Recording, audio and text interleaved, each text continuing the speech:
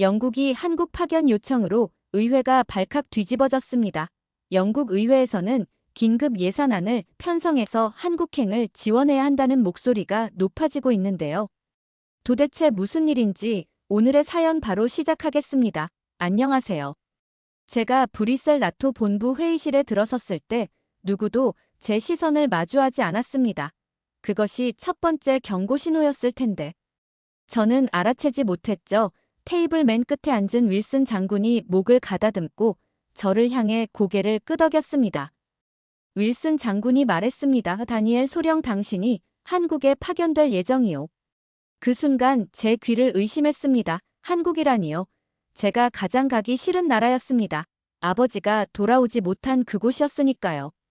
1996년 아버지는 나토 협력 작전 중 한국에서 전사하셨습니다. 그 후 어머니는 평생 한국을 원망하셨고 저 역시 그랬습니다. 제가 왜 한국에 가야 합니까? 장군님 더 적합한 인재가 많을 텐데요. 윌슨 장군의 눈빛이 날카로워졌습니다. 이건 제안이 아니라 명령이요. 한국군과의 협력 강화가 절실한 시점이라 당신의 전술 분석 능력이 필요합니다. 장군님, 한국은 배울 게 없는 나라입니다. 저는 분노를 억누르지 못하고 말했습니다. 나토의 군사 체계를 그들에게 전수해봤자 무슨 의미가 있겠습니까? 윌슨 장군이 한숨을 내쉬었습니다. 당신 아버지 일은 유감이지만 개인적인 감정을 임무에 끌어들이면 안 돼요. 거부한다면 강제 전역될 수도 있다는 걸 명심하시오. 회의실을 나오면서 제 마음속에는 복수심이 끌어올랐습니다. 좋아, 가겠습니다. 한국군의 모든 문제점을 찾아내서 보고하겠습니다. 그게 제 아버지를 위한 최선의 복수일 테니까요. 집에 돌아와 짐을 꾸리며 어머니와 통화했습니다. 어머니는 한참을 침묵하시다가 조용히 말씀하셨습니다. 내 아버지는 그곳에서 이용당하고 버려졌어. 절대 그들을 믿지 마라. 그날 밤 아버지의 낡은 군복과 훈장을 바라보며 다짐했습니다. 아버지, 제가 그들의 실체를 드러내겠습니다. 나토에 보고해서 모든 협력을 끊게 만들겠습니다. 그것이 제가 아버지께 해드릴 수 있는 유일한 일이라고 생각했습니다. 인천행 비행기 티켓을 손에 쥐고 창밖을 바라보며 마음을 단단히 먹었습니다. 이건 단순한 파견이 아니라 복수의 시작이었습니다. 인천공항에 내리자마자 저는 충격을 받았습니다. 상상했던 낙후된 모습이 아니라 유리와 철골로 이루어진 미래적인 건물이 저를 맞이했기 때문이죠. 공항 내부는 놀라울 정도로 깔끔했고 모든 것이 효율적으로 움직이고 있었습니다. 출국 심사부터 짐 찾는 곳까지 모든 과정이 15분 안에 끝났어요. 도착장에서 조나단이라는 미군 대위가 저를 맞이했습니다. 그는 환한 미소로 제 손을 잡았습니다. 환영합니다. 다니엘 소령, 한국은 처음이신가요? 네, 그렇습니다. 처음 와봅니다. 조나단이 웃으며 말했습니다. 익숙해지면 떠나고 싶지 않으실 겁니다. 이곳은 중독성이 있거든요. 제가 코웃음을 쳤습니다. 그럴 리가요. 여기서 빨리 임무 마치고 돌아갈 생각입니다. 고속도로를 달리는 동안 창밖으로 보이는 풍경은 제 예상을 완전히 뒤엎었습니다. 고층 빌딩들이 빽빽하게 들어서 있었고 도시 전체가 생동감 넘쳤습니다. 너무 빠르게 지나가는 풍경에 어지러움까지 느꼈어요. 이 속도는 유지될 수 없을 거예요. 저도 모르게 중얼거렸습니다. 조나단이 저를 흘깃 보며 웃었습니다. 한국인들에게 빠른 속도는 당연한 거예요. 여기선 모든 게 빠르게 돌아가죠. 음식 배달부터 인터넷까지 모든 것이 세계에서 가장 빠릅니다. 그건 지속 가능하지 않아요. 반드시 균열이 있을 겁니다. 어딘가 문제가 있을 거예요. 조나단은 웃기만 했습니다. 그럼 그 균열을 찾아보세요. 하지만 경고하자면 많은 사람들이 그렇게 생각했다가 생각을 바꿨어요. 주한미군 기지에 도착해서 임시 숙소에 짐을 풀면서도 마음이 복잡했습니다. 이곳은 제가 예상했던 한국이 아니었습니다. 아버지가 27년 전에 본 한국과도 달랐겠죠. 그렇다면 어머니의 이야기는 어땠을까요? 정말 한국군이 아버지를 버렸을까요? 저는 침대에 누워 천장을 바라보며 생각했습니다. 표면적으로 보이는 현대화된 모습 뒤에는 분명 문제가 있을 거예요. 완벽해 보이는 곳일수록 더 큰 결함이 숨겨져 있기 마련이니까요. 저는 그 결함을 찾아낼 것입니다. 아버지를 위해 꼭 그렇게 할 겁니다. 창밖으로는 서울의 밤하늘이 반짝였습니다. 내일부터 본격적인 임무가 시작됩니다. 한국군의 실체를 파헤치는 일이 말이죠. 아침 6시 정각 저는 주한미군과 한국군의 합동훈련장에 도착했습니다. 한국군 장병들이 이미 준비운동을 하고 있었어요. 그들의 얼굴에서는 피로의 기색이라곤 찾아볼 수 없었죠. 오히려 활기가 넘쳐 보였습니다. 조나단이 제 옆에 나타났습니다. 인상적이죠. 그들은 우리보다 2시간 일찍 와서 개인 훈련을 마쳤어요. 제가 놀라서 물었습니다. 명령받아서요. 아니요, 자발적으로요. 이게 바로 한국군의 특징입니다. 굳이 명령하지 않아도 스스로 움직이죠. 훈련이 시작되자 더 큰 충격이 저를 기다리고 있었습니다. 한국군은 엄격한 지휘 체계 없이도 완벽한 호흡을 보여주었어요. 각자가 상황을 빠르게 판단하고 즉흥적으로 대응하는 모습이 인상적이었습니다. 영국군이라면 상관의 명확한 지시 없이는 움직이지 않았을 텐데 말이죠. 그들의 전술 운용은 교과서적이지 않았습니다. 예상치 못한 상황이 발생했을 때 놀라운 순발력을 보여주었어요. 마치 오랜 시간 함께 호흡한 무용수들처럼 말이죠. 제가 조나단에게 말했습니다. 즉흥적인 대응은 위험합니다. 체계적인 지휘 없이 각자 판단하면 혼란스러워질 수 있어요. 조나단이 고개를 저었습니다. 전장은 예측할 수 없습니다. 서구식 군대처럼 명확한 지휘 체계만 고집하다가는 골든타임을 놓치게 돼요. 한국군은 속도를 중시합니다. 그 속도가 생명을 구하죠. 훈련이 끝나고 한국군 부대로 이동했습니다. 그곳에서 저는 또 다른 충격을 받았어요. 군인들의 휴게실에는 최신 컴퓨터가 설치되어 있었고 식당의 음식 품질은 영국 장교 식당보다 좋아 보였습니다. 모든 시설이 최신식이었죠. 김준호 대령이 저를 안내했습니다. 우리 군대의 강점은 개인의 역량을 극대화하는 데 있습니다. 각 병사가 스스로 생각하고 판단할 수 있어야 한다고 믿습니다. 그게 현대전에서 승리하는 방법이니까요. 영국에서는 그렇게 하지 않습니다. 제가 반박했어요. 질서와 체계가 혼란보다 낫다고 생각합니다. 김 대령이 미소를 지었습니다. 우리는 체계 없이 움직이는 게 아닙니다. 오히려 더 깊은 수준의 체계가 있는 거죠. 각자가 큰 그림을 이해하고 있으니까 세부적인 지시 없이도 움직일 수 있는 겁니다. 저는 고개를 끄덕였지만 속으로는 여전히 의구심이 가득했습니다. 겉으로는 완벽해 보이지만 분명 어딘가에 문제가 있을 거라고 생각했어요. 저는 그것을 찾아낼 것입니다. 저녁 식사 시간에 저는 미군 병사들과 테이블을 함께 했습니다. 그들은 맥주를 마시며 한국에서의 경험을 이야기했어요. 이야기를 들으면 들을수록 제 생각은 더욱 혼란스러워졌습니다. 한 병장이 말했습니다. 처음 여기 왔을 때는 우리가 한국을 보호하러 온 거라고 생각했어요. 그런데 1년 지나고 보니 우리가 오히려 그들에게 배우고 있더라고요. 다른 병사가 고개를 끄덕였습니다. 맞아요. 한국군의 전자전 능력은 미군보다 앞서 있어요. 우리도 그들의 시스템을 배우려고 노력 중이죠. 정말 그런가요? 제가 의아해하며 물었죠. 한국군이 그렇게 뛰어난가요? 테이블 건너편의 상병이 웃으며 대답했습니다. 소령님, 한국군은 단순한 피보호자가 아닙니다. 그들은 이미 세계 최고 수준의 군대 중 하나예요. 특히 전자전과 드론 운용 분야에서는 우리보다 앞서 있죠. 그 말을 듣고 제 마음속에는 더 큰 의문이 생겼습니다. 만약 한국군이 정말 그렇게 뛰어나다면 왜 아버지는 그곳에서 목숨을 잃었을까요? 만약 한국군이 그렇게 유능하다면 왜 어머니는 그들이 아버지를 버렸다고 생각했을까요? 숙소로 돌아오는 길에 제 머릿속은 복잡한 생각으로 가득 찼습니다. 한편으로는 미군의 말이 사실일지도 모른다는 생각이 들었지만 다른 한편으로는 여전히 의심이 남아있었죠. 미군의 보호 없이도 한국군이 강할 수 있을까? 한국의 이 모든 발전이 단지 미국의 도움 때문은 아닐까요? 다음 날 아침 저는 한국군 훈련소를 방문했습니다. 그곳에서 신병 교육 과정을 지켜보았어요. 영국군의 체계적인 방식과는 완전히 달랐습니다. 훈련 강도는 훨씬 높았고 실전을 방불케 하는 상황들이 끊임없이 재현되었죠. 훈련 교관에게 물었습니다. 왜 이렇게 강도 높은 훈련을 하나요? 교관이 대답했습니다. 우리는 준비된 시간보다 항상 일찍 전쟁이 온다고 가정합니다. 그래서 평시에 더 치열하게 훈련하는 거죠. 우리에게 전쟁은 이론이 아니라 언제든 현실이 될 수 있는 가능성입니다. 그 말을 듣고 저는 갑자기 아버지를 떠올렸습니다. 아버지도 이런 한국군과 함께 임무를 수행했겠죠.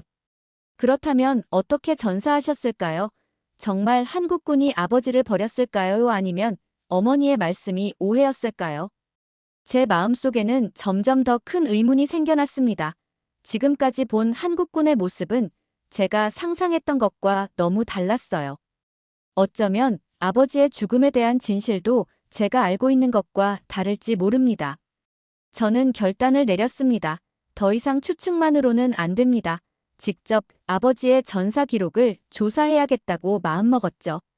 그래서 김준호 대령을 찾아가 부탁드렸습니다. 김 대령님, 부탁이 있습니다. 제 아버지가 1996년에 한국에서 나토 협력 작전 중 전사하셨는데 관련 기록을 찾아볼 수 있을까요? 김 대령의 표정이 진지해졌습니다. 알아보겠습니다. 다니엘, 소령하지만 오래된 기록이라 시간이 좀 걸릴 수 있어요. 사흘이 지났습니다. 그동안 저는 한국군의 여러 부대를 방문하며 그들의 시스템을 연구했어요. 솔직히 말하면 점점 더 감명받고 있었습니다. 한국군은 제가 처음 생각했던 것보다 훨씬 체계적이고 혁신적이었어요. 그들의 드론 운용 능력은 정말 놀라웠고 사이버 보안 시스템은 나토의 그것보다도 앞서 있는 듯 했습니다. 넷째 날 아침 김 대령이 제 숙소를 찾아왔습니다. 그의 손에는 낡은 서류철이 들려 있었어요. 찾았습니다. 다니엘, 소령 당시 작전 보고서입니다. 기밀 해제된 자료라 보여드릴 수 있어요. 떨리는 손으로 서류를 받아들었습니다. 첫 페이지를 넘기자 아버지의 이름이 보였어요. 윌리엄 스미스 소령. 나토 특수작전부대, 그리고 그 옆에는 3명의 한국군 장병 이름이 적혀 있었습니다. 보고서를 읽어내려가며 저는 충격에 빠졌습니다. 아버지는 혼자가 아니었어요. 3명의 한국군 특수부대원들이 아버지와 함께 적진에 고립되었다고 합니다. 통신이 두절된 상황에서 그들은 48시간 동안 적의 공격을 막아냈습니다. 마지막 페이지에는 구조대가 도착했을 때의 상황이 기록되어 있었습니다. 아버지와 3명의 한국군 대원은 모두 전사했지만 놀랍게도 그들은 원을 그리듯 등을 맞대고 누워 있었다고 합니다. 마지막까지 서로를 지키려 했던 거죠. 보고서를 내려놓자 눈물이 흘렀습니다. 한국군이 아버지를 버린 게 아니었어요. 오히려 끝까지 함께 했습니다. 그들은 아버지의 전우였고 함께 싸우다 함께 전사한 동료였어요. 김 대령이 제 어깨에 손을 얹었습니다. 당신 아버지는 영웅입니다. 그리고 그와 함께한 우리 대원들도 마찬가지죠. 그들은 서로를 끝까지 지켰어요. 27년 동안 제가 믿어온 모든 것이 무너지는 느낌이었습니다. 한국에 대한 증오, 한국군에 대한 불신. 그것은 모두 오해에서 비롯된 것이었습니다. 어머니도 아마 정확한 사실을 모르셨을 거예요. 아니면 너무 큰 상실감에 진실을 받아들이지 못하셨을 수도 있겠죠. 숙소로 돌아와 창밖을 바라보며 생각했습니다. 지금까지 제가 본 한국군의 모습, 그리고 아버지의 전사 보고서, 모든 것이 제가 알고 있던 이야기와 달랐습니다. 이제 저는 진실을 마주할 준비가 되었습니다. 그날 밤 저는 어머니에게 전화를 걸었습니다. 영국과의 시차 때문에 새벽 3시였지만 이 이야기는 더 이상 미룰 수 없었어요. 어머니는 첫 벨소리에 전화를 받으셨습니다. 마치 기다리고 계셨던 것처럼 말이죠. 엄마, 아버지에 관한 진실을 알게 됐어요. 제 목소리가 떨렸습니다. 아들아, 무슨 말이니? 어머니의 목소리에는 불안함이 깃들어 있었습니다. 아버지는 혼자가 아니었어요. 3명의 한국군 특수부대원이 끝까지 아버지와 함께 했습니다. 그들은 아버지를 버리지 않았어요. 오히려 함께 싸우다 전사하셨죠. 전화기 너머로 어머니의 숨소리만 들렸습니다. 오랜 침묵 끝에 어머니가 작은 목소리로 말씀하셨어요. 그럴 리가 없어. 그들이 내 아버지를 제대로 보호했다면 어떻게 그렇게 될 수 있니?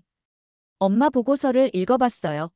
아버지와 한국군 대원들은 적에게 포위됐고 통신이 끊겼습니다. 구조대가 도착했을 때 그들은 서로의 등을 맞대고 원형으로 누워 있었어요.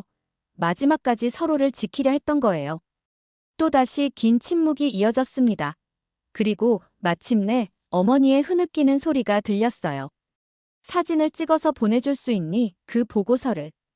바로 보내드릴게요, 엄마. 보고서 사진을 전송하고 어머니가 확인하는 동안 저는 숨을 죽이고 기다렸습니다. 몇 분 후 어머니가 다시 전화를 받으셨어요. 그들에게 감사해야겠구나. 어머니의 목소리는 두 세계 사이에 있는 것처럼 아득했습니다. 27년 동안 그렇게 원망했는데 그들은 오히려 내 아버지와 끝까지 함께 싸운 거였어. 죄송해요. 엄마, 이 사실을 더 일찍 알았더라면 어머니의 아픔을 조금이라도 덜어드릴 수 있었을 텐데. 아니다, 내 아들아. 이건 내 잘못이 아니야. 누구의 잘못도 아니란다. 전쟁이 모든 것을 앗아간 거지. 통화를 마친 후 저는 한참 동안 창밖을 바라보았습니다. 서울의 밤하늘은 수많은 빛으로 가득했어요. 그 순간 제 마음속에서 무언가가 변했습니다. 한국에 대한 증오가 사라지고 호기심과 존경심이 그 자리를 채우기 시작했죠. 다음 날 아침 저는 김 대령을 찾아갔습니다. 더 이상 한국군의 문제점을 찾아 보고하려는 마음이 아니었어요. 이제는 그들의 시스템을 배우고 싶었습니다. 김 대령님, 한국군의 군사 시스템을 더 자세히 연구하고 싶습니다. 가능하다면 한 가지 부탁이 있는데요. 아버지와 함께 전사하신 세 분의 가족을 만날 수 있을까요? 김 대령의 눈이 반짝였습니다. 물론입니다. 그중 한 분의 아들이 지금 우리 군에서 대위로 복무 중입니다. 이준우 대위라고요. 만남을 주선해 드리겠습니다. 감사합니다. 대령님, 이제야 저는 진정한 임무가 무엇인지 깨달았습니다. 이곳에 온 진짜 이유를 말이죠. 이틀 후 저는 용산 기지에서 이준우 대위를 만났습니다. 그는 제가 상상했던 것보다 젊었어요. 30대 초반으로 보였고 날카로운 눈빛과 단단한 체격을 가지고 있었습니다. 우리는 서로를 바라보며 한동안 말을 잇지 못했죠. 우리 사이에는 27년의 세월과 아버지들의 희생이라는 깊은 연결고리가 있었으니까요. 반갑습니다. 스미스 소령님. 이준우 대위가 먼저 손을 내밀었습니다. 아버지 이야기는 김 대령님께 들었습니다. 제가 그의 손을 굳게 잡았습니다. 만나서 정말 반갑습니다, 대위님. 저는 최근에야 아버지들이 함께 싸우셨다는 사실을 알게 됐어요. 이 대위의 눈에 복잡한 감정이 스쳐 지나갔습니다. 아버지는 제게 당신의 아버지에 대해 많은 이야기를 해주셨어요. 용감하고 책임감 강한 지휘관이셨다고요. 아버지는 마지막 편지에서 스미스 소령님이 아니었다면 그들 모두 더 일찍 전사했을 거라고 쓰셨습니다. 제 가슴이 뭉클해졌습니다. 그 말을 들으니 제가 그동안 얼마나 큰 오해를 하고 있었는지 다시 한번 깨닫게 되었어요. 커피를 마시며 우리는 아버지들의 이야기를 나눴습니다. 이 대위는 아버지로부터 들은 작전 이야기를 들려주었고 저는 어머니가 간직하고 있던 아버지의 일기장 내용을 이야기했어요. 우리의 대화 속에서 아버지들은 다시 살아 숨쉬는 것 같았습니다. 대화를 마친 후 이 대위가 제안했습니다. 현충원에 같이 가보실래요? 거기에 아버지들이 함께 모셔져 있습니다. 저는 고개를 끄덕였습니다. 꼭 가고 싶어요. 국립현충원은 고요했습니다. 봄바람이 벚꽃잎을 흩날리는 가운데 우리는 묘역을 찾아갔어요. 4명의 전사자 묘가 나란히 있었습니다. 우리는 묵묵히 서서 묵념을 올렸죠. 문득 이 대위가 말했습니다. 우리 아버지들이 함께했던 것처럼 우리도 전우가 될 수 있습니다. 그 말에 제 눈에서 눈물이 흘렀습니다. 네, 그러고 싶습니다. 이제야 저는 한국에 온 진짜 이유를 깨달았어요. 이건 복수가 아니라 화해였던 거죠. 과거의 상처를 치유하고 새로운 연결을 만들기 위한 여정이었습니다. 묘역을 나오면서 저는 마음속으로 다짐했습니다. 이제부터 저는 한국군과의 협력이 단순한 군사적 필요가 아니라 서로를 이해하는 과정이라는 것을 나토에 알리겠다고요. 그리고 이 과정에서 제 자신도 성장할 것입니다. 저녁에 숙소로 돌아와 노트북을 켰습니다. 나토 본부에 보낼 첫 번째 보고서를 작성하기 시작했어요. 제목은 한국군 시스템 분석과 협력 방안이었습니다. 더 이상 비판적인 보고서가 아니라 서로에게 배울 점을 찾는 내용이었죠. 한 달이 지났습니다. 제가 나토 본부에 보낸 최종 보고서. 제목은 배워야 할 미래 전략이었습니다. 보고서에서 저는 한국군의 군사체계 신속 대응 능력, 민관 협력 시스템을 상세히 분석했어요. 그리고 가장 중요한 결론을 내렸습니다. 한국은 나토가 배워야 할 미래의 모델이다. 브뤼셀에서 온 화상회의에서 윌슨 장군은 놀란 표정이었습니다. 다니엘 소령 솔직히 말해서 당신의 보고서는 우리의 예상을 완전히 뒤엎었소. 당신이 이렇게 긍정적인 평가를 내릴 줄은 몰랐습니다. 제가 미소를 지었습니다. 저도 마찬가지입니다. 장군님 이곳에 오기 전. 제 생각은 완전히 달랐으니까요. 하지만 직접 보고 경험한 결과. 한국군의 시스템은 정말 놀랍습니다. 특히 위기 상황에서의 대응 속도와 유연성은 나토가 본받아야 할 점이라고 생각합니다. 화상회의가 끝난 후 김 대령이 저를 찾아왔습니다. 그의 표정은 밝았어요. 다니엘 소령 좋은 소식이 있습니다. 당신의 보고서 덕분에 나토와 한국군 간의 한국 합동 주둔 프로그램이 승인되었습니다. 더 많은 나토 장교들이 한국에 파견되어 양측의 협력이 강화될 예정이에요. 정말입니까? 그것은 정말 좋은 소식이네요. 그런데 더 중요한 이야기가 있습니다. 김 대령이 계속해서 말했습니다. 나토 측에서 이 프로그램의 총괄 책임자로 당신을 지명했습니다. 이제 선택은 당신의 몫입니다. 영국으로 돌아가거나 아니면 여기 한국에 남아 프로그램을 이끌거나. 그 순간 저는 망설임 없이 결정을 내렸습니다. 여기 남겠습니다. 이 프로그램이 성공적으로 자리 잡을 수 있도록 최선을 다하겠습니다. 그날 저녁 저는 서울 남산타워에 올랐습니다. 발 아래로 도시 전체가 반짝이는 불빛으로 가득했어요. 한 달 전만 해도 이곳은 제게 원망과 증오의 대상이었는데 이제는 새로운 시작의 장소가 되었습니다. 아버지가 이곳에서 전사하셨지만 그것은 버려진 희생이 아니었습니다. 오히려 새로운 미래를 위한 씨앗이었죠.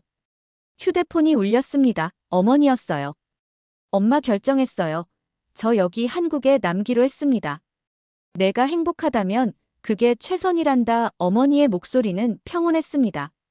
내 아버지도 분명 내 선택을 자랑스러워 하실 거야. 통화를 마치고 다시 서울의 야경을 바라보았습니다. 이제 저는 과거의 증오를 내려놓았습니다. 그리고 새로운 미래를 향해 나아갈 준비가 되었어요. 한국이 미래다. 제가 속삭였습니다. 이제 저는 그 미래의 일부가 되어 아버지의 유산을 이어갈 것입니다. 더 이상 복수가 아닌 협력과 이해를 통해서 말이죠. 서울의 불빛 아래 저는 새로운 여정의 시작점에 서 있었습니다. 과거의 적이었던 나라가 이제는 가장 중요한 동맹이 되었고 개인적인 상처는 더 깊은 이해로 치유되었습니다. 진실을 마주하는 것은 고통스러웠지만 그 과정이 저를 성장시켰습니다. 이것이 바로 진정한 동맹의 의미라고 생각합니다. 저는 마지막으로 한 번 더 서울의 야경을 바라보며 깊은 숨을 들이마셨습니다. 이제 새로운 시작입니다. 오늘의 이야기는 여기까지입니다. 한국의 국방력은 전 세계 어디에 내어놓아도 뒤처지지 않아서 대한민국의 자랑입니다. 오늘의 이야기를 들은 여러분의 생각을 댓글 많이 남겨주세요. 구독, 좋아요 꼭 부탁드립니다. 영상을 제작하는데 큰 힘이 됩니다. 다음에는 더 좋은 이야기로 돌아오겠습니다. 지금까지 하루튜브 김민정이었습니다. 감사합니다.